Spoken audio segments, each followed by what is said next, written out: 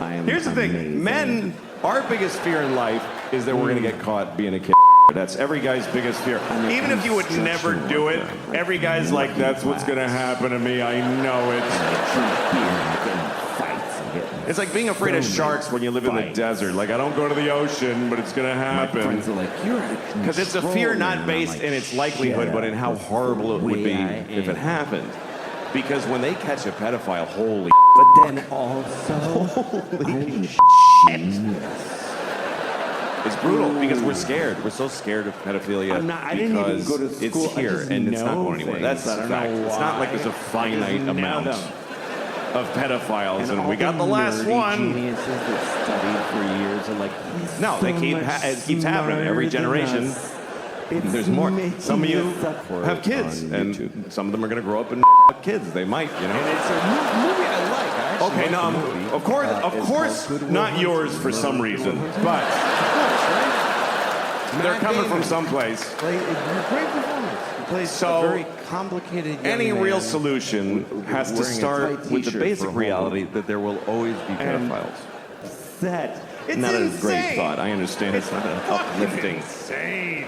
You wouldn't put that on a fridge magnet It only makes sense if he wrote it for himself to be or on the your guy. screensaver at the office. So the scene I was looking for, There will it's the always worst be example pedophiles. of that in the movie. Hey, where's Jim? He's not at his desk.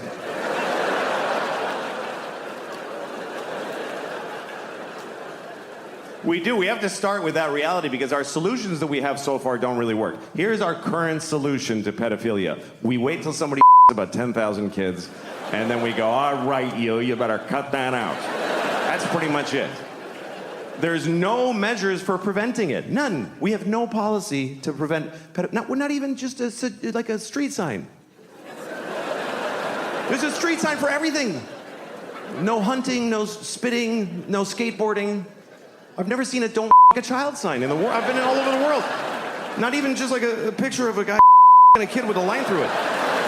So that it transcends language barriers. I mean, try it. You won't get most of them with the sign. But even if one out of 50 of them is like, oh shit, I'm sorry, I didn't know it was an issue. That's money well spent.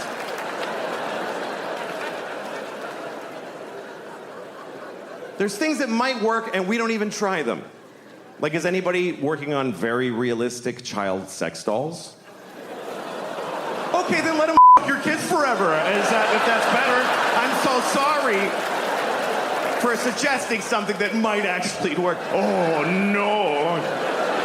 Let them both my sons, but don't make a doll. That would be distasteful.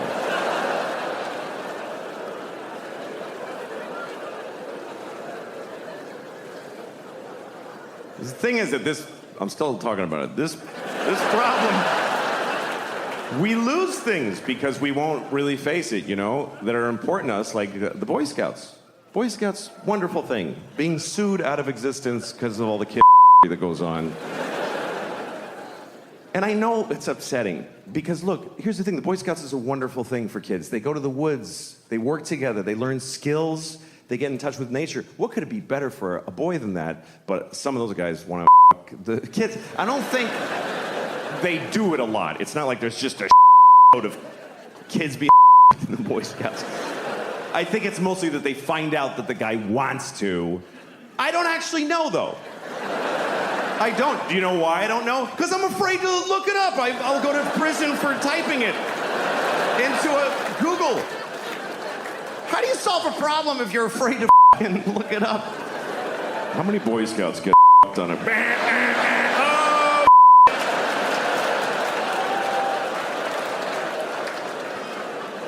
Every time I move, I gotta tell my neighbors that I looked that up.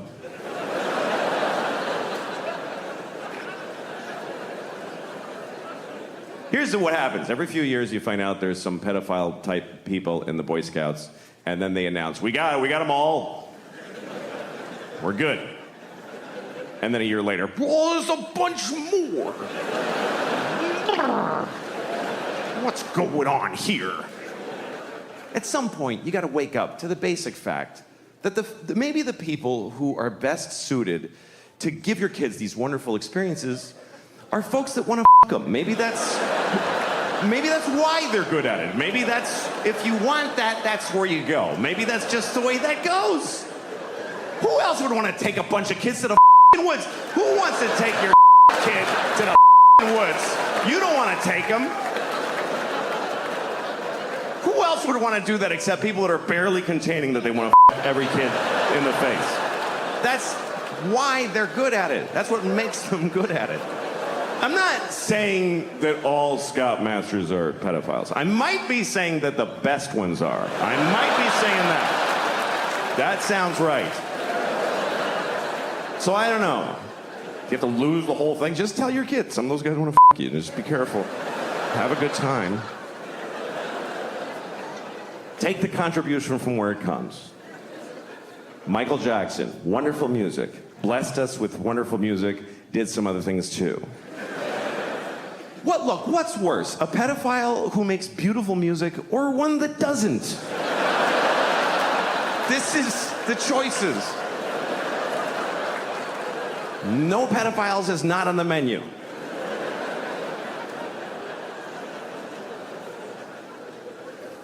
Ask Oscar Schindler. Yeah, exactly. He probably raped a lot of those Jewish girls. Don't you think? Jesus. On this Rosh Hashanah, you're going to make jokes like that? I'm not joking. My goodness, I'm not joking. I'm completely serious. Pretty sure he did. I'm essential to the war efforts. One-armed guy shoveling snow. God, I love his soul. In that movie, there's a scene where he has to pick a secretary. So he's got these girls all interviewing, and they're all so cute, and it's a funny scene of him going like, which girl will I pick and flirt with all the time? But there's this underlying joke of like, and the rest will die in a gas chamber. Like, hope you have nice tits so that they won't be sewn to your sister's face, and then you get burned. What movie was that? Schindler's List. Oh, yeah. Schindler's List. Okay. Picking a secretary. And then he wound up going with what's that cunt face's name who blew us off? Ben something? Ben? Kingsley. Ben Kingsley. Oh, Ben Kingsley. Wonderful actor, though. Fair is Great, fair. thanks. No. Thanks for nothing. As a person, he's a cunt face bag of shit, but as an actor, he is... Yeah, but every part he plays, it's just like, if Gandhi did this, or if, if Gandhi worked for Oscar Schindler, or if Gandhi was a mobster from England. Gandhi's a businessman. It's like if Gandhi was an actor. Because he's more Gandhi than he is who he is. Yeah, that's just it. It's his persona now. Yeah. Gandhi played chess. Yeah, exactly. Oh, nice. Yeah. Nice. Remember that one. That was a good one. Searching for Bobby Fischer. Why would I watch that? It's a great movie. You play chess. I don't. What? But Larry Fishburne, Joe Montana. I don't care who's in it. It's a chess movie. It's not. It's about how exciting could that be? It's very. There's a scene where Ben Kingsley's telling the kid to try to find a move on a chessboard. Yeah. And then the kid can't find it, so he swipes away all the pieces. Wow. All right, I might have to see that now. Now find it. Now see it. And that's how those guys see the chess. And the kid is able to see it then when no pieces were there. Yeah. Those guys. Isn't that exciting? But no. Yeah, Larry Fishburne is the streetwise. Yeah, he's the one. You got to Washington come and get Park. my king. Yeah. Yeah. Trying to teach him like in street lingo. Yeah, right. What chess is like. Shut the fuck up. He's watching it. I hate bring that. out the queen, kid. Bring out the queen. Yo, man, I'm the king. This is my turf. You got to come and get my king. Oh, shut up. It's chess. Shocked again. Like them in Planet of the Apes. Mm-hmm. The fact that they call the apes ran the town and they called it Ape City. Mm-hmm. Yeah, like even they're acknowledging in that way that isn't this crazy? That it's like this is insane. Yeah. Look, it's Ape City. Yeah, that's crazy. We don't call our country like Man America because we think it's weird that men are involved. Ape Law. Ape law. Ape law. Oh, see, it's wild. It's law, but it's ape law. Yeah. We even see it's crazy. Even think it's nuts. Look, we're monkeys. Yeah. We're not supposed to be in charge. What were you going to say, Pat? I said the only good human is a dead human. Dead human. Dead human. Damn you. Damn you. Come on, Taylor. What's on the scrolls, Taylor, when he's trying to get him to recite the scroll? What are the third articles of ape law? I don't know your law. I don't know your law. True, I don't know your law, but Through some kind of brain surgery, they've taught him to speak. No, damn you, I'm standing here naked. The weird thing is in the one where they show how it happened, you know, the conquest of the planet of the apes? Yeah. Where they show how apes used to be pets and servants. Yeah. It seems like the whole world revolved around ape problems. Like humans aren't any longer doing just regular jobs. They're just dealing with apes. Like and the problems that having apes doing these jobs, and it's like they drop ape something. Trouble in Sector 3. Ape trouble in Sector 3. Constant more trouble than it's worth. It's just constant. And these jackbooted cops that are just about ape control. To take care of the apes. Disperse apes on Sector 4. Disperse apes. Like nobody's running a computer company or like listening to music. It's just constant ape management. That's funny. Ape management. Yeah. That's what's going to happen. I like the lake house myself. Oh, God, that is the worst thing I ever saw. Was that horrid? They don't even, it's based on a really hard to sell premise, and they don't even try. What's it about? It's a lake house. It's about And a two-bedroom in mastic. It was bought for $1,200, and it was a piece of and the mailbox. She owns it in like Now Times. It's so bad. And what's his name? Keanu owned it like a few years before. It's not even like a man from the 40s who owned it. Hello, what is this? It's like a few I years hope it's not from a Negro. Yeah. But and they'd send letters to each other in the mailbox of this place, and then they figured out like they were in different times. Like she would put a letter in the mailbox. That happened to me once. Did it? Wait, she would put her mail in the mailbox. Email.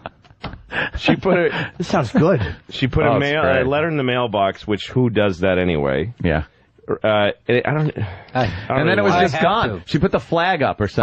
What it was you're is kidding that me. what it was is that that was the big dramatic part. You're kidding me. He wrote a letter saying I can't even do it. That he lived there. And she's like, no, I'm living here. So they kind of figured out that they lived in a different time in the same house and kind of fell in love over this. Yeah, that always happens. And, yeah, of course, by mail. He should have just dropped a load in the mailbox. But she opens it up, puts her hand in, and just gets a load of cum in her Here's your hand. delivery. There's your timeless love, you cunt. Here you go. Or a mousetrap. A mousetrap with AIDS blood on it. Here you go, slut. Here's your time-traveling splooge. So they kind of made this to the deal. woman playing her. Yeah, you did a great job in Speed, too, you hole.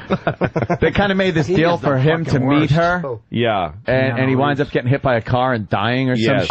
No, but the thing is, where they destroy the premise, which is bad anyway, is that they wanted to start having to be able to have conversations that are like instead of long letters. Yeah. It's just bad dialogue. So they want to be able to go, so how are you doing? I'm fine. How are you? So they just stand there and each put one in, write, I'm okay. How are you? Put the letter in.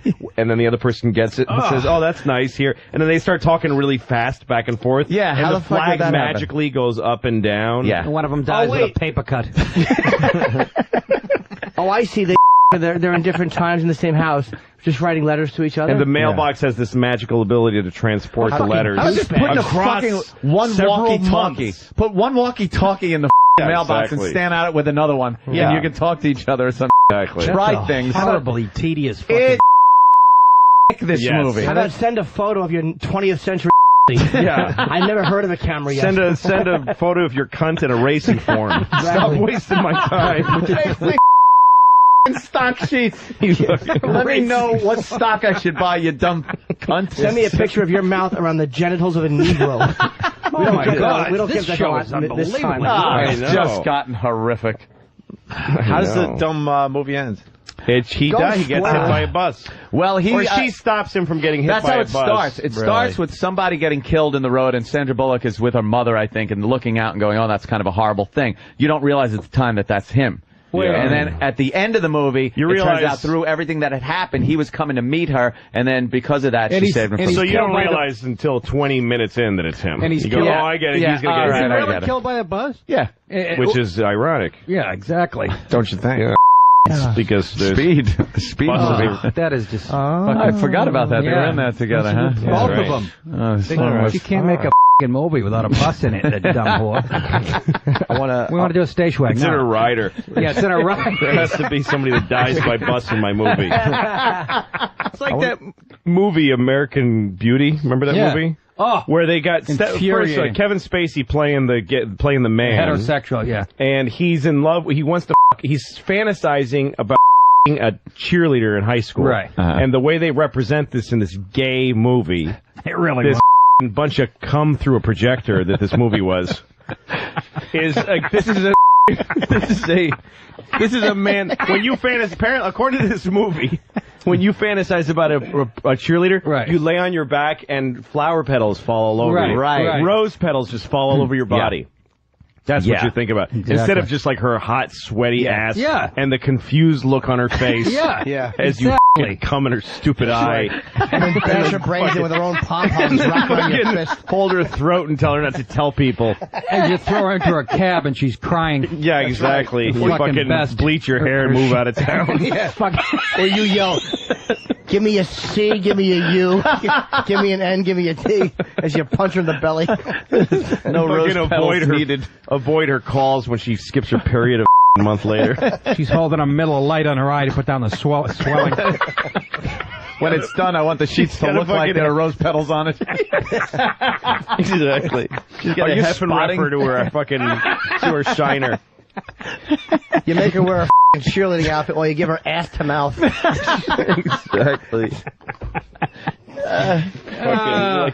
God. No, it's Kevin Spacey with this sweet look on his face and his flower petals. Yeah. And also like cluck music, jazzy music with a that's how you fantasize with those wooden blocks. And then the Marine at the end of the movie, the Marine, of course, the ex-Marine is really he's the one who's really gay. Yeah. None of us are gay. It's actually the one hetero guy. He's the gay one. Yeah. No one else is gay. Kevin Spacey's not gay. No.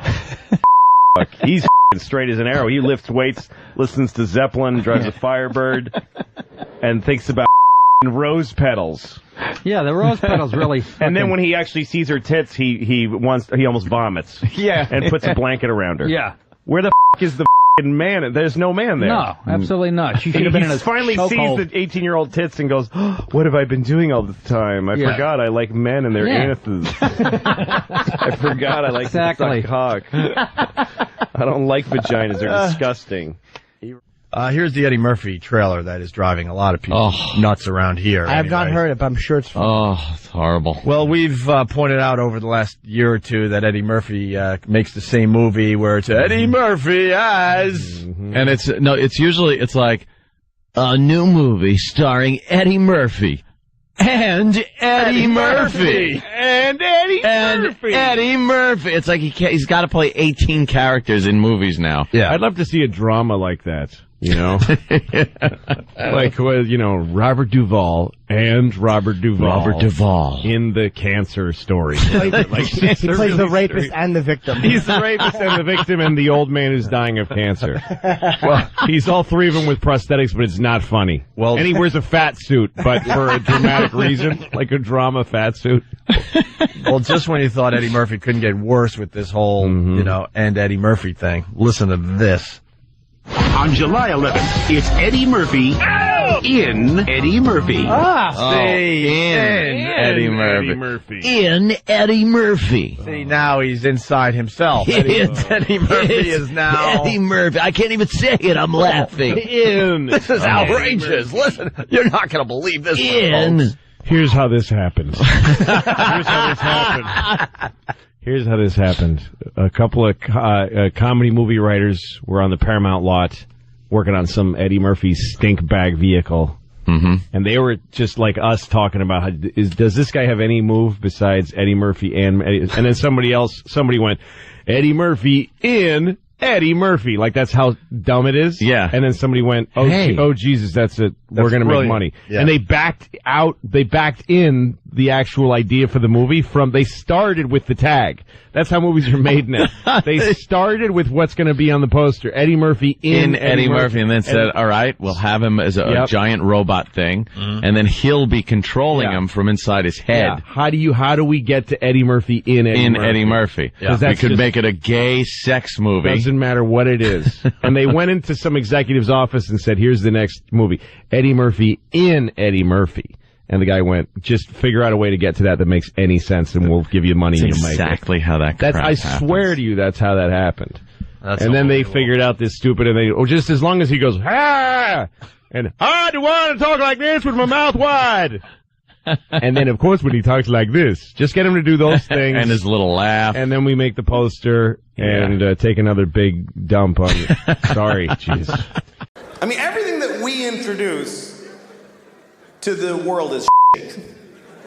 Meaning white people. Because I really think that white people are from like another planet.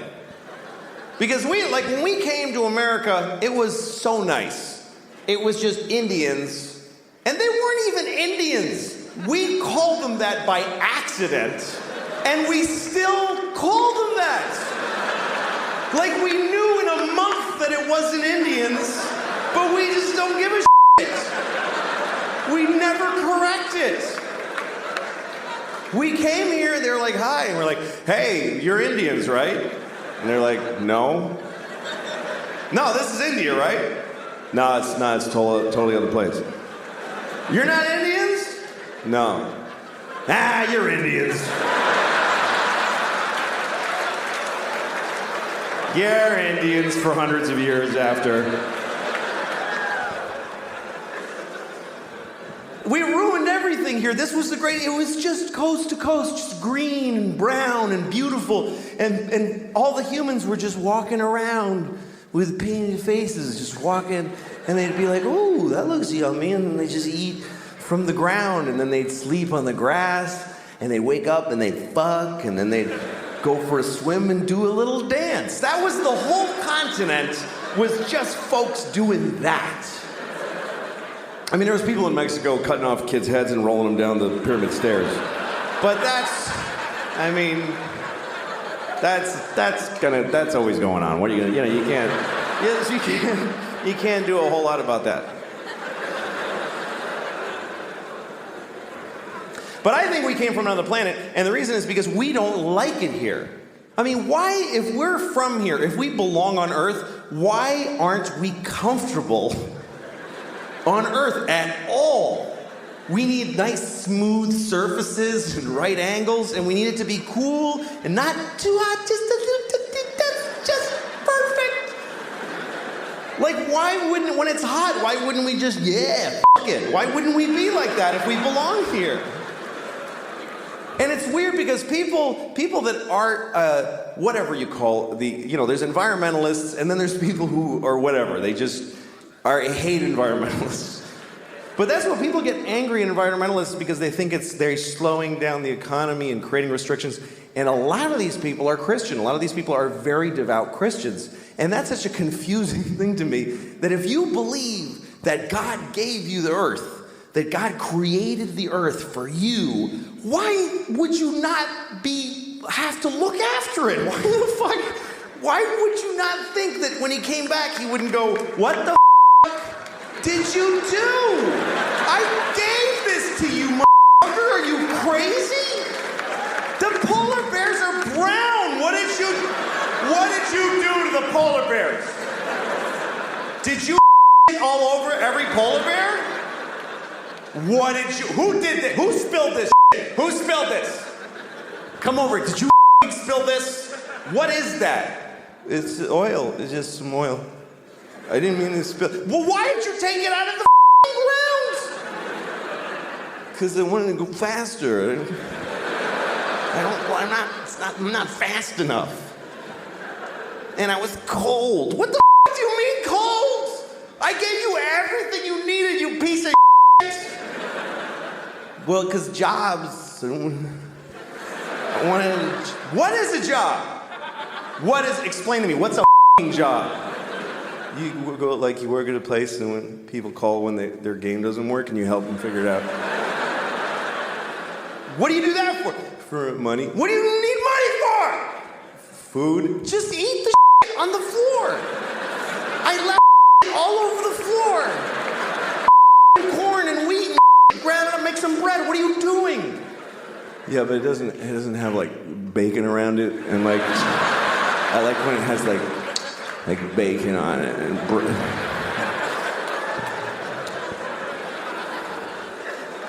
I watched somebody do that the other day after a meal. They went, oh, it was just mwah, mwah. And I started wondering, what does that mean? What does that signify? Mwah.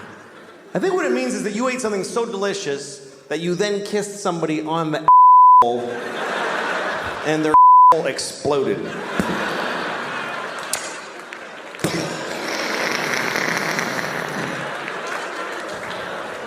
That's some good eating. That's a nice sauce. Is that good? Yeah, let me show you. Let me have some of that. That just destroyed my anus. Same thing. No, Louis got a great attitude to money. He, I think he says it in Talking Phone. I don't know if we left it in, that we're talking about when Chris is saying you're the blackest white guy That's ever. right. Yes. Countdown to poverty. Right? And, yeah, how black people, when they get Chris's old bit about how when white people are rich, they're rich, and their kids are rich, and their grandkids.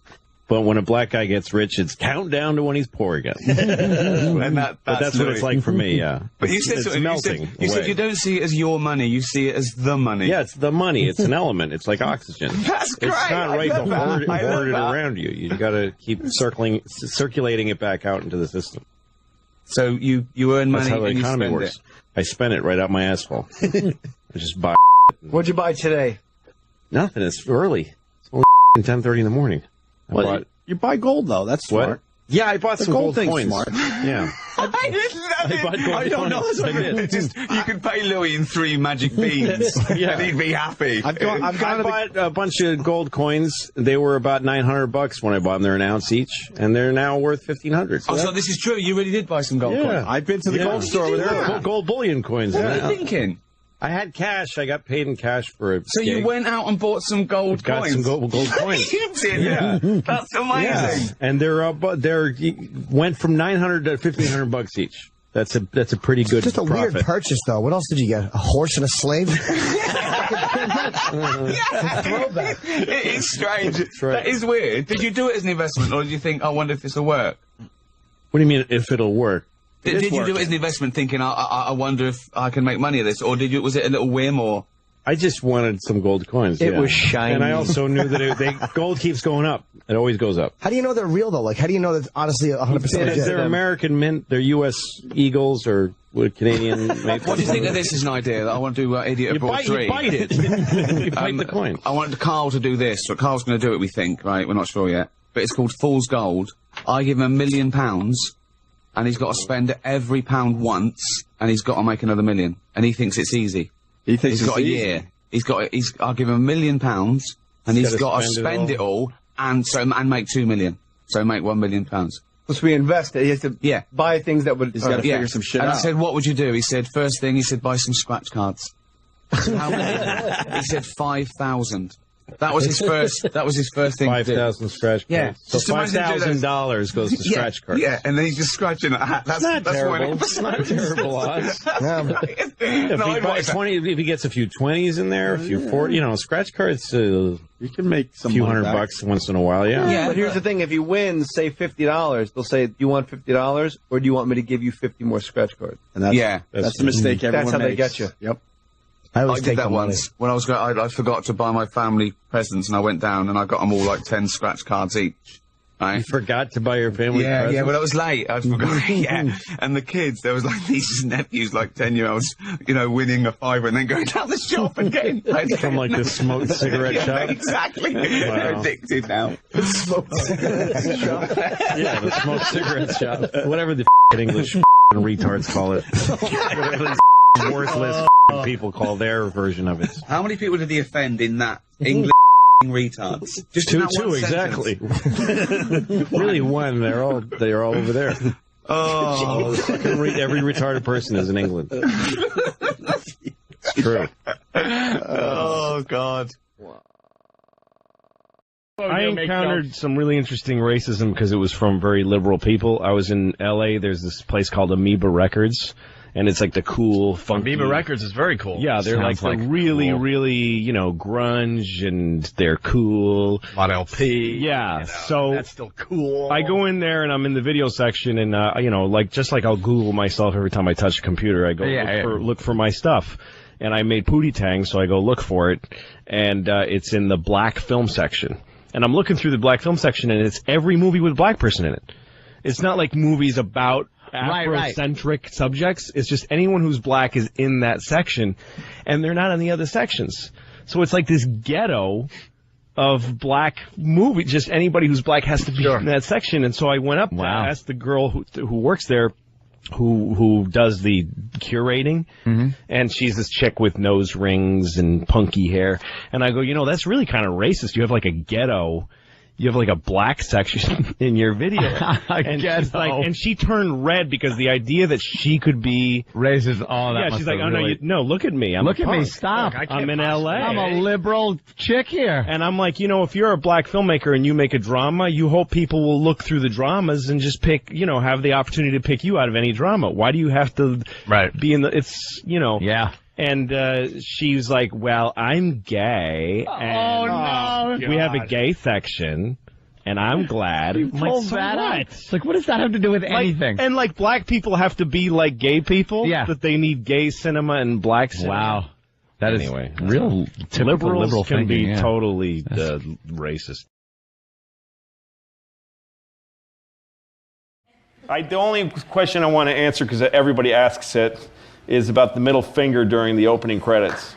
I know somebody here wants to ask it, so I'm going to answer it. During the opening credits of the show, some guy flips off the camera. It was a young NYU-looking kid, spiky hair, and just real contrary, and he was walking with some real, fuck everything type. I mean, I was eating the pizza and I saw them, and I already thought, Jesus. And they walked by and they were like, because they saw a camera and they saw people making a sincere effort at something, it was like just offensive to them. So one of them went, yeah, and he flipped off the camera. And I remember that moment very well because I was eating the pizza and I watched him flip off the camera, and I could tell by the angle that we caught it. And I thought, that's it. When that happened, I knew we were going to be on TV. Because that was when we were shooting the pilot, and it was a test to see if we could get it. But for some reason, I remember seeing that and thinking, that's just meant to be, that's going to be in the opening credits. It'll be fuzzy because I know how the camera works. It's going to be a little fuzzy because it's out of the depth of field, and people are going to see it. I just knew that was just a sign to me that we would get to be on TV. So there is a God. There is a God. He gave me the finger. Hey, Louis, the open to the show, a guy flips off the camera. Yeah. And there's some discussion about that, if you set that up or if that was real. Oh, no, if I had set it up, that would have been the way to do it. Yeah, but no, when we shot that, the last night of the pilot shooting, we shot the stand-up at the Comedy Cellar, and we were figuring out as we were going along how to do that. And I got a Steadicam operator to stand on stage with me at the Cellar. That's how we shot that. And so you get that first-person feeling. Right. So we shot at the Comedy Cellar with the Steadicam, and then when we were done, I was standing out in the Village. It was the summer, and the Village in the summer is just so active. And I thought, maybe I should shoot a moment outside. And then it hit me, I don't have an opening sequence to the show. I don't have a way to open. And just to hand something into FX, just to give them something. I assume we'll shoot some kind of a really slick opening someday for this show. But just to have something to give them when we turn in the pilot, because they only gave us $200,000 to do the pilot, which is very low money for a pilot. Yeah. So we had a Steadicam guy there, which is a very expensive rig and person. And I said, why don't we just put the guy's Steadicam on with a 25 lens, doesn't matter, and I'll walk from the 3rd Street subway to the Comedy Cellar, which is my walk. That's how I get to work every night. And just walk in front of me with the camera, and we'll just shoot that. And so we're walking. We did exactly that. I came out of the subway. We only did it once, and he followed me. And then I just followed my instincts. I got to Ben's Pizza on McDougal Street, and went in for a slice. That's why I always do get a couple of chomps. Yeah. Because usually what happens is I put my kids to sleep, and then I get a babysitter to come, and then I run to the cellar, and I haven't eaten. I fed them dinner and put them to bed. So I just need a little bit of calories in me to do a set. So I started eating the pizza, and the camera stayed there and just watched me eat pizza. And these young Asian kids with spiky hair, kind of like cool alt punky kids walk by, and they see a camera, so they like think, "Oh, fuck you!" Like this kind of just, you know what I mean? Young people, contrary to anything.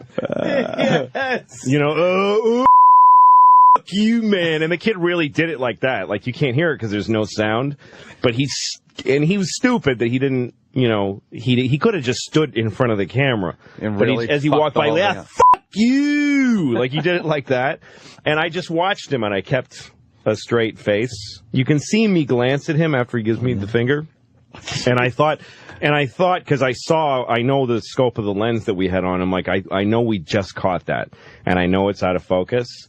And I'm so happy that just happened. That's just so, and it was a moment that I thought this show's going to be on TV. Like that moment, literally when he flipped off the camera, I thought, because I was like, that's so cool that that's going to be in the opening credits. And I knew this is going to be the opening credits to the show. I'm not replacing this.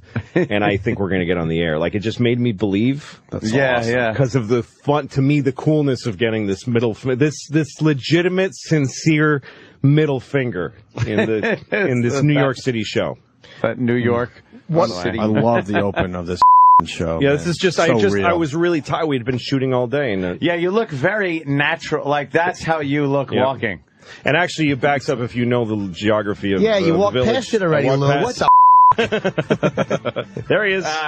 And then you give a little glance over to him. You did. I just missed it. I looked a little glance over, like what the.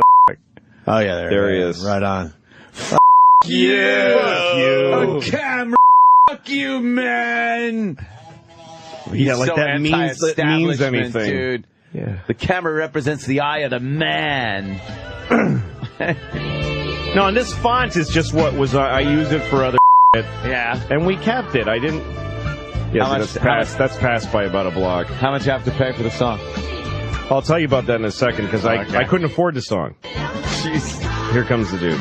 And I look at him. That's great. And there's me looking at him going, awesome. You just look over. Thank you for that. Over and I'm thinking, then look back. No, and that moment of me looking is me thinking, I'm got my own TV show again. I honestly felt that way. Thanks, man. I'm glad you didn't change the beginning either. Not just the music, but sometimes people change the beginning of the show to show that it's a new season or something. But because I always now pick out where that guy flips the bird. Yes, yeah. And your face looking, and then look at the camera. It's like, are we still going to use it? Like there's such confusion in your face. I still remember that. Fuck it. Let's keep eating the pizza. Yeah. I saw it as this could be either really good or really bad. Like he wasn't sure. Like yeah. He was like, "Fuck, I know we were filming something else, but that just happened. That's a great moment." But he makes eye contact and then it's with like, the camera. will FX allow me to use Which it? is funny. There was a whole thing that I could kind of see in that little moment. I remember when the kid did that. It was an Asian kid with spiky hair, and it was just one of these contrary people. Fuck you, camera. Like for no reason. Yeah, we're working here. Yeah, sorry. It's like I was working with some musicians doing music for a movie thing, and we were in the East Village when the East Village was like a contrary place. And so we were standing on the corner, me and these musicians with guitars, and this punk rocky guy walks by, and he goes, rock and roll. What the And Todd Barry was there, and he said, yeah, man, we're making an effort to do a thing. What a bummer. What a bummer. What a bunch of assholes we are. That's what it felt like. This guy's like, oh, yeah, fuck camera, fuck you. And it was really funny to me that he did it, and the look to me was like, I really hope we got that. Yeah. Because I wanted to, like, to me, that moment that kid gave the finger to the camera, wherever he is. Yeah, we were just watching it. I thought, yeah, right? Yeah. This exact, what I'm thinking right at that moment is, I think we're going to get on the air. Because you turn your head, though, you look at him, I'm really you look pleased. at the camera. I know. Because I thought, because it gave me a clear vision of like that's going to be on the opening credits. And some people will. I could tell because I knew what lens we were using, and I say he's going to be soft, and some people will see it and some won't, and it'll get on the air. Have you ever run into that guy? No. Does he even know? I don't know if the standards people realize that because it's even there. A middle finger is a big thing for us, and I got to fight for them. I've had a few. But I don't know if they realize that we're starting every show with a finger. Why is the middle finger a big deal when the language is... But I'm really glad you're here. This is a sizable crowd. This is a big place. There's about 2,500 people here. And that's a lot of people. That's enough people to be like a sample of the population. 2,500 people is enough people that you're all going to experience a lot. There's enough people here to say that within 2 months, at least one of you will die. I'm just saying, I think it's probably accurate to say that out of any random group of 2,500 people, not all of you are going to make it to Christmas. Unfortunately, there's going to be at least one of you here tonight is going to ruin your family's Christmas by dying a shitty death. And I don't know who it is, I'm sorry. I don't know, your death is whatever. Some people, they want you to do things when they die with their, like, I want you to take my ashes and sprinkle. Fuck you, I'm not doing none of that shit. You're dead, I'm not gonna run errands for you after you're dead. You don't matter anymore.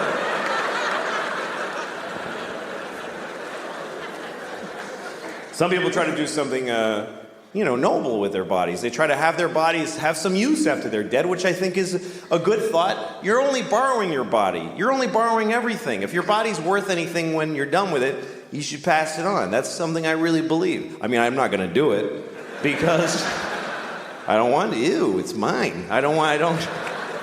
I have a lot of beliefs, and I live by none of them. That's just the way I am.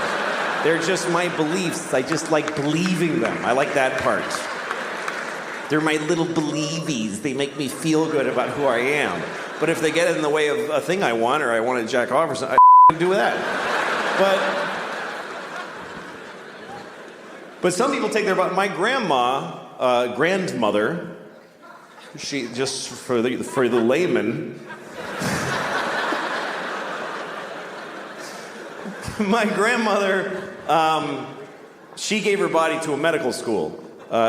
So for it to just be examined and dissected, which is a good thought for that, but they're her survivors, or her family. That was a person. That was my grandmother. She used to wear glasses and say things. And now she's just shaved head on a metal table with a hungover medical student trying to dig out her pancreas, and he gets an F. Imagine being the body where the kid got an F on you. The teacher's like, no, you idiot. And he writes F on her tit with a Sharpie and just throws her down a chute on a pile of F body.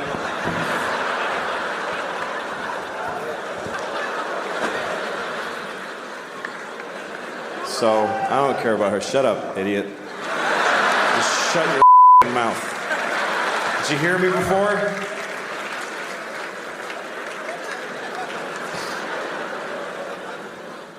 Okay, so what am I going to do with my body? I'm going to die, and I got to tell people what to do with my remains. And I have an idea for something to do with my body, or for other people to do with it, that will do good in the world. And it doesn't exist yet as like an institution, but I'm going to create it, starting with my body. And what it is, it's a place where you can go and be with a dead body, and you just do whatever you want. And the point of this is that there are people out there who have sexual compulsions and they can't control them. And so they go and they bother alive people. And this, you get it out of your system. This is the deal. You go in the room, there's nobody else with you, you got 90 minutes, you just do whatever you want. Whatever it is.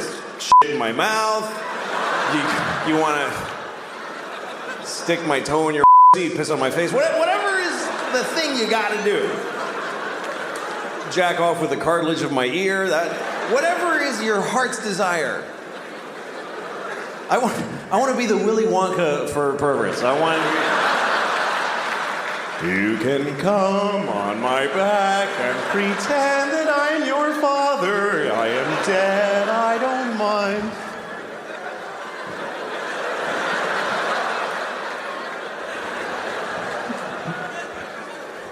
I can't smoke pot.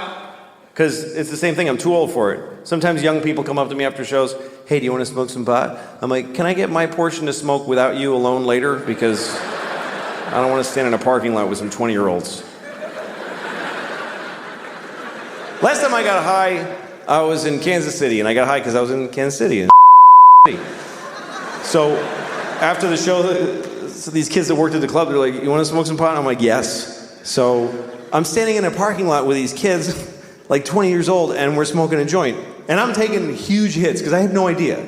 I didn't know they'd been working on this shit like it's the cure for cancer. I didn't understand the technology that's gone into making pot so powerful. Because when I was a kid, you could just smoke a joint for a while. Now you take 2 hits and you go insane. It's not doable anymore.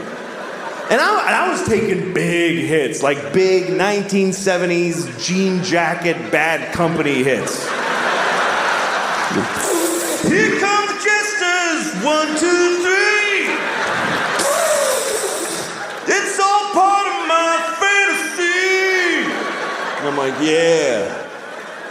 And even the kid with the wooden hole of no ear, the absence of flesh in his ear with wood, I don't know what that is. Even he was like, "That you should be careful, that's a lot of pot. That's very strong marijuana." Yeah, I'm fine. Running with the devil, just and in about 10 seconds, everything just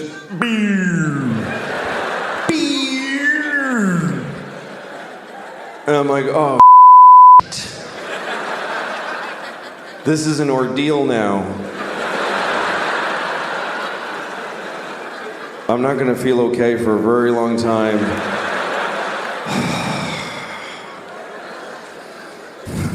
And everybody's just standing around and talking, and I'm hoping, like I'm really hoping that I look like this.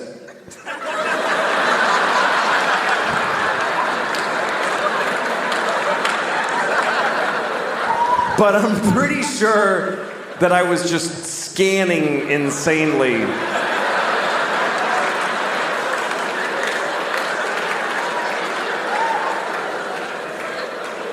I was actually counting, like, look at her for 5, 4, 3, 2, 1. Switch to him. 5, 4, 3, 2. Randomize. Don't go in the same direction. 5, 4, 3. Nod your head. That looks like you're listening if you nod your head.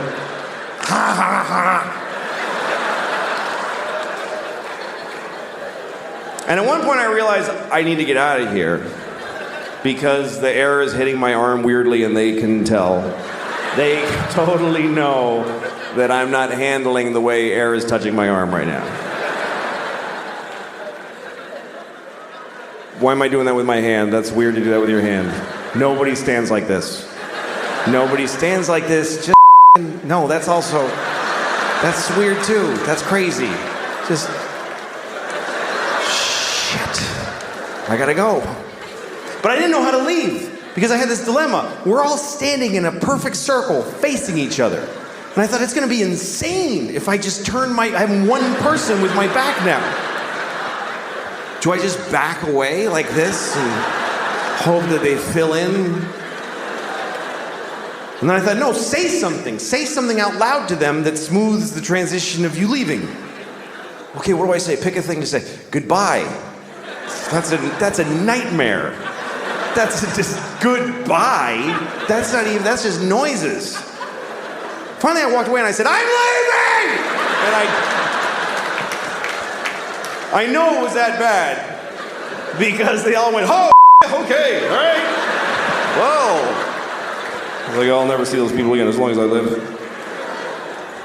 And then I had to get in a car. I forgot that I had rented a car, and I have to drive back to the hotel.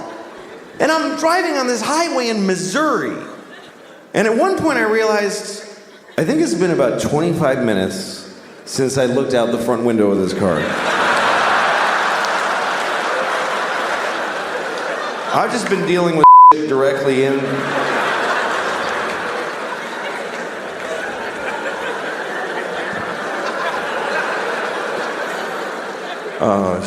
Shit. Tell you the best movie I've seen recently I want to hear was this. a French movie called The Pianist. or the piano teacher. Piano teacher. Piano teacher. I'm going to ruin it for you so that it's worth talking about. Yeah. It's a You have French to movie. read? Yes, the pianist. Oh, fuck that reading shit. French Reading. woman, and she's a piano teacher at like a high-end academy in Paris. And you think you're just watching a movie about a woman who's a really tough teacher, and she's very cruel to students that aren't good enough, that kind of thing. And she's very weirdly mannered, and she has her tea, you know, one of these just like really strict, unsmiling French woman. And then you're watching this movie, it's like 20 minutes. You're like, well, this is an interesting world I'm getting to learn about. I don't know, it's fine. And then she goes into the mall, and she walks around. You're just watching her walk around the mall. And then she goes into this video store, and you realize it's an adult video store. Oh. And you're like, what's she doing in here? She's proper. Why? She goes into a booth, like a private booth, puts coins in, and starts watching like a ass. And you come around behind her and you see this in the movie. You see the full-on sex, and then there's a little bin, you know, tissue bin. She reaches in and gets a tissue and smells it while she watches Get the fuck the out porn. of here. And you're like, what kind of a movie is this? Fantastic. What kind of a movie is this? The thing is that it's so beautifully shot. You're like, this is just a nice artsy This film. is an artsy movie about artists. Yeah, with a lot of piano, you know. And then all of a sudden she's smelling a tissue while she's watching a guy fuck a girl in the ass. And she's got the same look on her face as when she's like with the metronome. That is amazing. And then she, some young pianist guy who she hates because she thinks he's a hack, like he plays very flowery and everybody thinks he's great. Yeah. But she's hot for him. And so she sees him being nice to a young girl pianist. So then you just see that. You see her observing him being nice to this young girl pianist who's about to do a recital, a student of hers. And then you see her in the cloakroom. You don't know why you're watching this. The whole movie's like this. Like, why am I watching her walk around a cloakroom? She finds a coat that she was looking for, and then she gets a glass out of the bar and she crushes it, like, you know, like at a wedding, a Jewish wedding. Puts it in a napkin and crushes it, and puts crushed glass in the girl's coat pockets. Then the girl puts her hands, and just her fingers are destroyed, and she can't do the piano recital. What? This woman is this psychotic, horny, crazy. Yeah, if you're a f***ing American retard that watches Mel Gibson movies, it's slow. If you f***ing take a breath, You just stop watching Hulk Hogan's f***ing show, you might enjoy life. It's sick. It's a sick, sick twist. It's one of the best movies I've ever seen, honestly. Wow. And I see a lot of movies. Yeah. I'm good. see that. I think it's pretty amazing when you think about it. The people used to say that being gay was wrong. Pretty recently, folks used to, like most people used to say that being gay was wrong. Of course, it's not wrong to be gay. I mean, it's pretty gay, but it's not wrong. But that's what people used to say. And now nobody says that. And I think that's a positive change. I think that's a good thing. Although I do wonder if there are gay people who miss when it was wrong. Maybe there's a few who miss when it was, because wasn't it a little more fun when it was like, this is crazy? Like, didn't that give it a little zhuzh, a little? I could lose my job. Oh,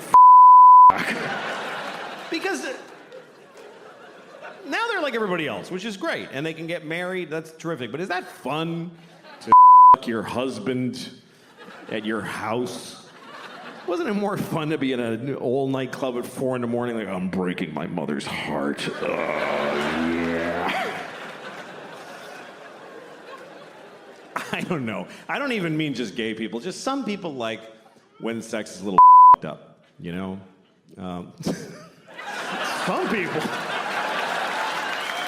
Some people like when sex is a little all right. No. All right, you want to talk about it? Should we talk about it? Yeah, all right. I don't mind talking about it. Okay. Here's what I'll give you some advice. Here's some advice that really only I can give you. Here's my advice. If you ever ask somebody, can I jerk off in front of you? Just let me finish. Let me finish what I'm saying. Fuck. Okay. If you ever ask somebody, may I jerk off in front of you? And they say yes. Just say, are you sure? That's the first part. And then if they say yes, just don't do it. Just don't do it. Because look, whatever you're into, okay? Because everybody's got their thing. Whatever your thing is, I don't know. You all have your thing. I don't know what your thing is. You're so lucky that I don't know what your thing is. Do you understand how lucky you are that people don't know your thing? Because everybody knows my thing. Everybody knows my thing now. Obama knows my thing. Do you understand how that feels? To know that Obama was like, good Lord.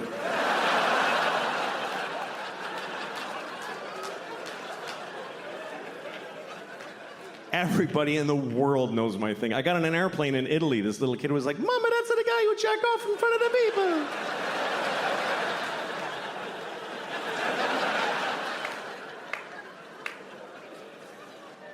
So whatever your thing is, I don't know what it is. Maybe you can't come unless you have your father on speakerphone. Whatever it is.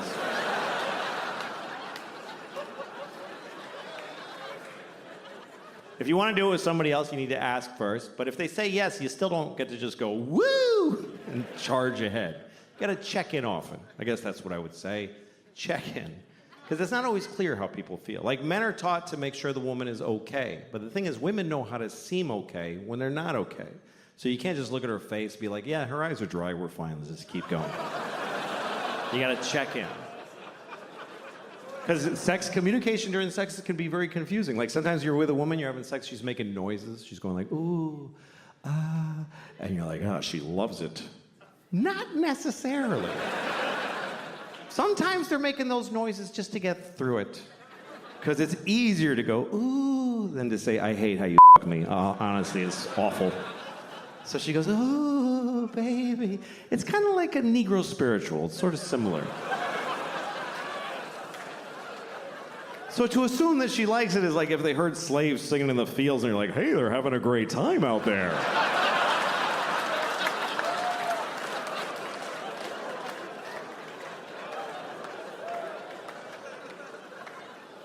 As far as my thing, I don't know what the fuck. People are like, why do you want to do it anyway? Okay, I don't know. I like jerking off. I don't like being alone. That's all I can tell you. I get lonely. Where is everyone? It's just sad. I like company. I like to share. I'm good at it, too. If you're good at juggling, you wouldn't do it alone in the dark. You would gather folks and amaze them.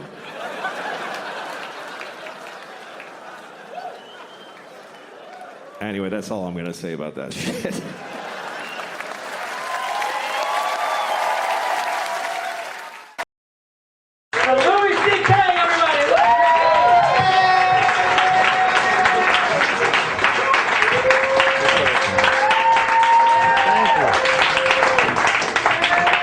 Thank you very much. Thank you. Hi, everybody. It's nice to be here. Nice to see you all. It is. It's nice. It's funny to see you all here because I f***ed all your mothers. So that's weird. Isn't that a weird coincidence? I f***ed all your mothers. And here you are. You're not mad, are you? Did you all get together because you're mad? They liked it, so don't worry. You shouldn't be mad. You should want your mother to enjoy herself.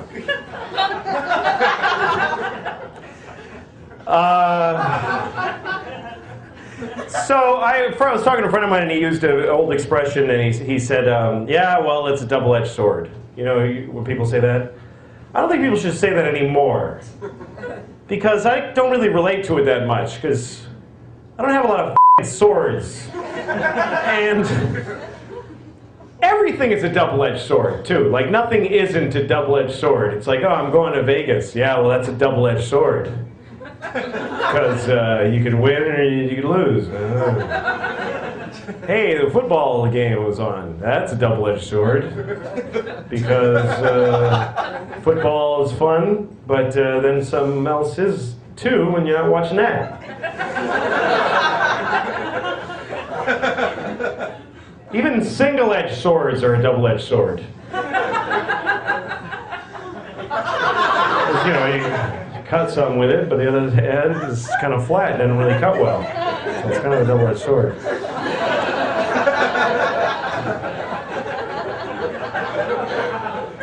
That bit is kind of Seinfeld-y, I think. And then I try to make it mine by doing it clumsily. That's how you modernize comedy. You take any bit Seinfeld would have done and just make it sound like you don't know what the fuck you're talking about. And then you sound clever.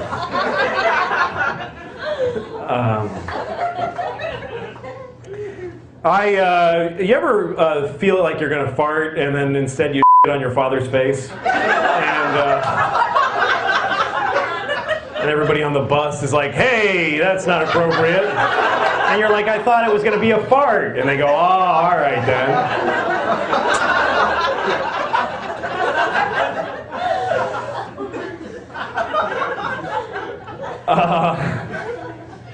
I'm a little tired of all this terrorists alarming and the terrorist hatred, all this anti-terrorist. You know, terrorists are just people who like to murder other people. And what the fuck is the big problem? Seriously, I think that they become victimized in this country because those are their religious beliefs and they have a right to them to murder people. Because here's the thing, what do they do that's so bad? They kill people. Who the fuck, well, so what? What's so great about people that they shouldn't be allowed to murder them? Like, I was really thinking about that. Like, so people die. Yeah? I don't know them, so I honestly don't care. And if somebody, well, what if somebody you knew died? Well, that would be sad, but then there's the other side to it, which is I'd get to act sad and people would be worried about me and really concerned about me. You know, like when you were in school, did you ever have when you were in school, when you were a kid, like fantasies about your parents dying so that you'd be really special in school? Like if your parents got killed, you'd go to school and they'd make an announcement, Joey's parents died today, so everybody, and all the cute girls would come up and go, are you okay? And stuff like that, which would never happen. They'd just walk up and you go, I'm still not gonna f*** you, you faggot. That's what would have happened. And that would have I would have jerked off to that and had a better time than if I them. Seriously.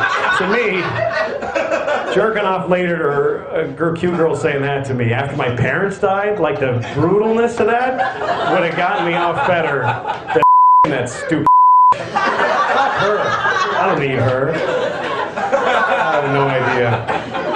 I have no idea where this is going. But here's the thing, people dying, look, people talk about like, don't eat dolphins when they're in the tuna. Pick out the dolphins, right? You gotta pick it out, like raisins.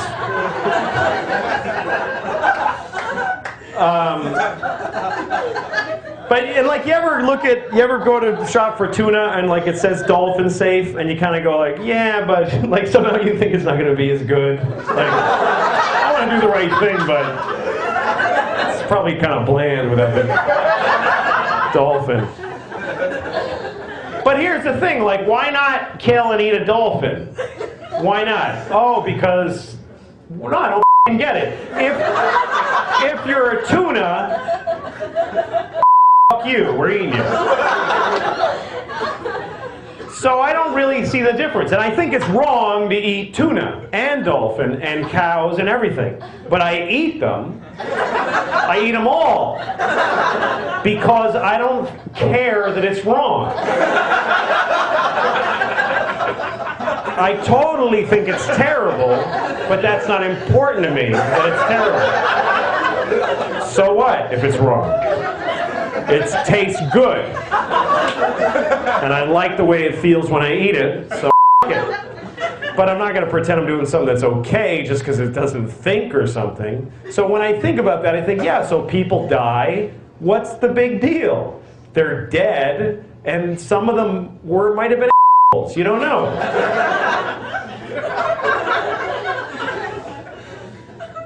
All right. So I think the terrorists back the fuck off. They get it. they get we don't like them. I think that's what they would say. If they could make a statement, okay, we get it, yes, blah, blah, you hate us, fine. Jesus Christ, you guys, with the terrorism this. Okay, move on already. You actually seem sort of offended that I'm doing an accent. That's what's funny to me about this, is that everything I've said so far, you happily laughed at. Be like, that sounds stereotypical. I'm not sure it's cool to laugh at that. That sounds like a stereotypical guy. Anyway, it was a Mexican accent, so. And I was talking about a Mexican terrorist, so fuck you. Because you didn't even know what you were being offended about.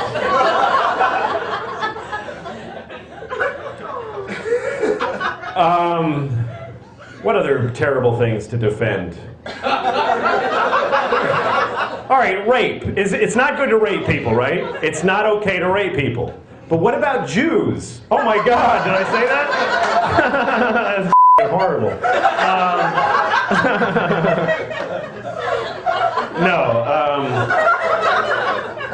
Here's my question. It's not okay to rape people, and I totally think that you shouldn't rape people, and I don't rape anybody. Anybody. But when does a person become a person? Like, if you rape a fetus at 3 weeks, it's not really rape, because it ain't a human yet. So it. It right in the hole. Who gives a shit? I don't even think people would mind if you walked up and raped their fetuses. Sorry, it's not a kid yet. Don't worry about it. Enjoy, please. Don't rape me. But if you have some way to rape my embryo, have at it. No, I don't think that there's any good reason. You could have a reason to rape somebody. Like, say there's somebody you want to fuck them and they won't let you. Then what else are you supposed to do? What other recourse do you have? What are you gonna not fuck them? That's absurd.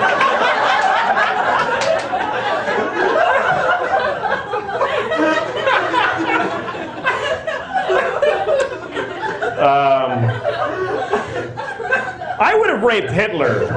Like, if I had a time machine, I think that the 2 things I would have done would have been to erase my daughter and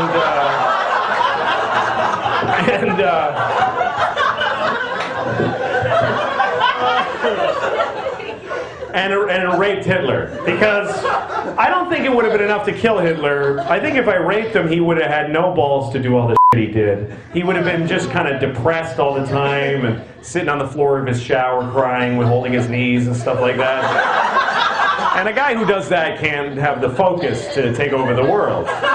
So I think I would have done some. And also, I wanted to fuck Hitler, seriously. I think he was hot. I seriously was attracted to him. I used to fantasize about his brush mustache sort of tickling my balls. I don't know how that would work logistically. He's there, but then he'd have to... I guess if we were 69ing, then his mustache would tickle my balls, but then that wouldn't really be rape. 69, you can't rape people into a 69.